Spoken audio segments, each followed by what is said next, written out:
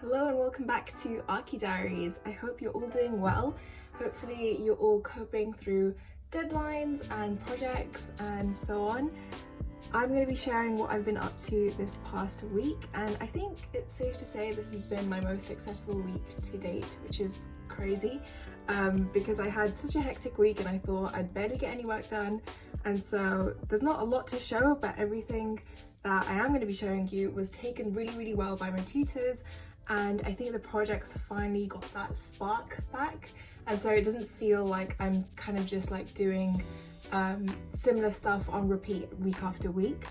So the first thing I wanted to do was set up a narrative and kind of like really lean into this idea of the flying carpet, which my tutors and I have talked about previously, but we didn't really kind of delve into how this might work. And stuff like hovercrafts and other kinds of modern technologies were mentioned, and they thought it would be best if there was some kind of narrative, some kind of story to kind of like really drive that idea forward.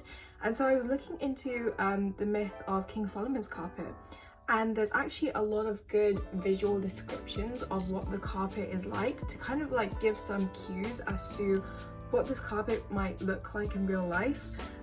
So stuff like it could fit 40,000 men, it was studded with precious stones, it was 60 miles long and 60 miles wide, so it's actually a square carpet. Things like that kind of like really add to the richness of the project, and I thought that was quite interesting.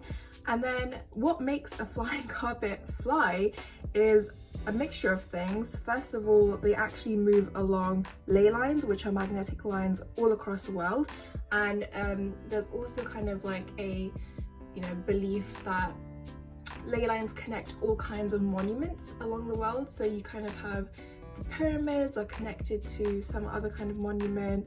I believe Stonehenge is also part of that, so I found that quite interesting, and specifically this map as well. It almost looks like a plan for a carpet, and there's different kinds of like areas where stuff is happening. It almost looks like a topographical map as well, which is quite cool. So I might also use this as a basis to frame some of my drawings. And then the last bit of this page is kind of looking at the process of making a flying carpet, which is quite interesting. I found this on a very kind of like deep blog, but it was quite interesting. It says that the difference in a flying carpet and a regular carpet lay in the dyeing process. And so this kind of like really unique clay was found, it was dyed, threads were dyed, and it was like boiled in hot oil, and then it acquired these anti-magnetic properties from which it could hover like a few feet off the ground. So here is just some random sketches where we were discussing this idea of having a drawing where you'd actually see like the loom birthing this carpet, and I thought that was quite interesting because obviously my carpet is made up of cables and pipes and all kinds of infrastructural material, and so the loom that would be creating this carpet would almost work the same as a factory on like a huge scale. And so I'm going to be testing this idea through collage this week, which I haven't really started yet obviously, but I thought that was a pretty good solid base to go off from. And then coming to this drawing, so let's turn this the right way. So I've been working on this drawing this week, and it's taken me so long to do. And I think with drawings like these, it's really important to kind of like step away from it, come back to it, and start kind of like adding things, figuring out what you like and don't like. And it's totally fine if you make mistakes. You'll see the other one. There are some aspects that I really don't like.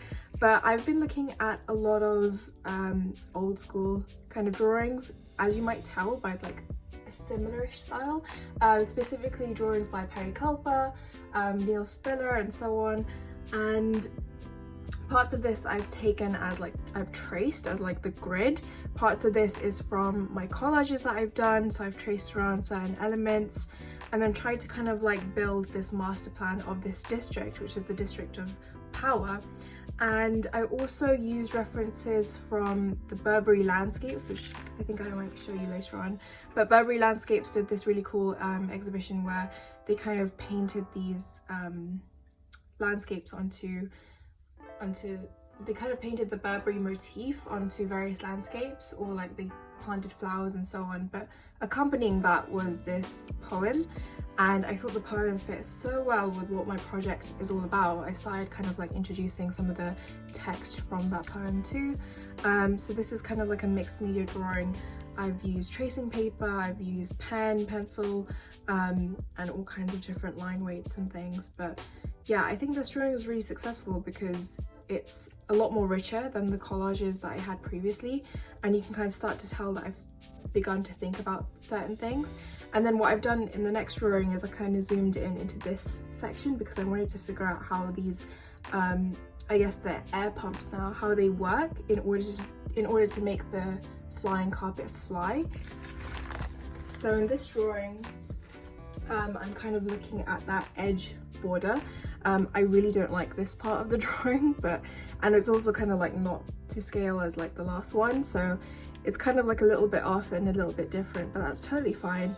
And this is kind of like, again, a plan view where I'm kind of showing what that might look like. This is kind of like the skirt that you'd have in a hovercraft that holds the air and allows the object to hover. In the background you might see some of these blue lines. They're actually based on those magnetic ley lines that I was talking about. I kind of like saw this really cool drawing and started tracing over the curved lines in that drawing. And then this bottom bit is kind of like still a work in progress, but it's a section of this sort of like part of the carpet, just to kind of show how the air might flow. You've got the threads that I've modeled. So here I'm still kind of like figuring out the scale of things because it doesn't quite exactly match up, but that's totally fine. I think for the next drawing I'm going to be wary of that and kind of make sure that things are a lot more thought about, and I'm kind of like experimenting with scale before I go in with pen and so on. So the feedback for this week has been to really lean into these drawings, and I think that's actually where I'm having most of the fun, because previously if I was doing drawings I was kind of like getting into my own head about it and trying to be too perfectionist with it, and therefore I would not finish a drawing or a sketch for that matter. And so I'm kind of really heavily looking at references and kind of like coming to terms with this idea that it doesn't have to be a finished thing, it doesn't have to look structured and perfect or anything like that. And I think that's the whole point of like experimenting and sketching as an architect. So I'm going to be doing a lot more drawings and possibly kind of like drawing other parts of the carpet too, which will be really interesting to see, especially at this scale. So this is the Burberry Landscapes poem I was talking about. And I think having references like this, even if, you know, they might not end up in the portfolio later on, it's really useful because you can kind of like understand what this sort of poem is trying to tell you, what this visual might look like, and that's really coming through the drawings as well.